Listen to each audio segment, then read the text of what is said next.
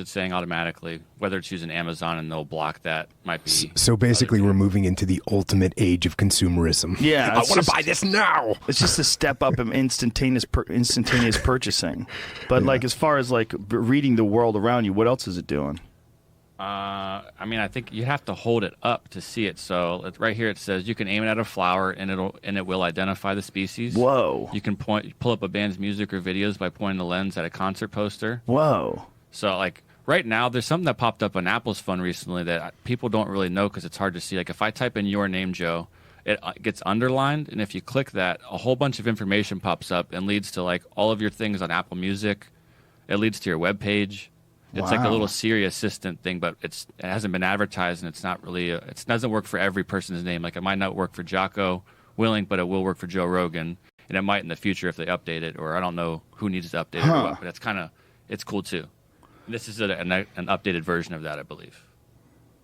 And just to bring this conversation back to where we were, the further we go in this direction of technology being in every part of our lives, the further away we get from having to struggle with things, and the bigger hole there's going to be in the hole that you sense and I sense, which is if you're not struggling, if you're not working, if you're not fighting for something, that's just going to go further and further into the past and further down, and people are going to have that hole to fill up somehow. Yeah, the physical body has requirements. It has stress requirements. And the way I talk about it is like a battery, and like almost like, but not a conventional battery the way we think of, but almost like a storage vessel for energy.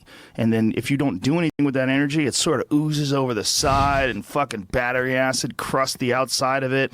Like it gets all fucked up.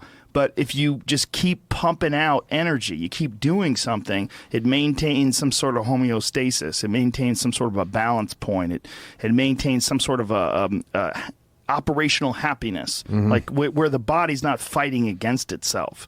Because I think that a lot of people's bodies are just fighting against them, and a lot of like the way the decisions they're making, it's a big part of it is just not taking care of their meat vehicle. So they're getting all this confusing messages from the flesh.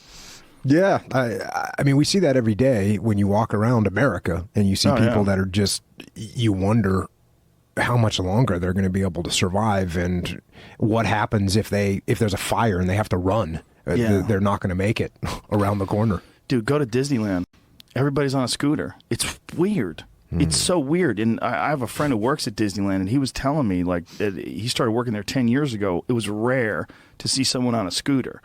And now they're all on scooters, and they're not on scooters because they got a broken leg. Yeah. They're old. They're on scooters because they've eaten themselves into this unmanageable shape. Well, again, even 5 years ago, if you wanted to eat yourself into miserable shape, you had to walk to the grocery store to do that, which was at least some form of movement. And now you just one click on Amazon and you got the Cheetos in ultra large size showing up at your front door in 2 hours. And they're going to come in a drone soon. Yeah. And by the way, you can just be like Cheetos, and then it'll put you up the other things that you will probably want too. If you want Cheetos, you probably want 2 liters of Coke, and you probably want some marshmallows to go with that. And there you go. 2 hours, it's there, and you're just killing yourself. What the fuck, man?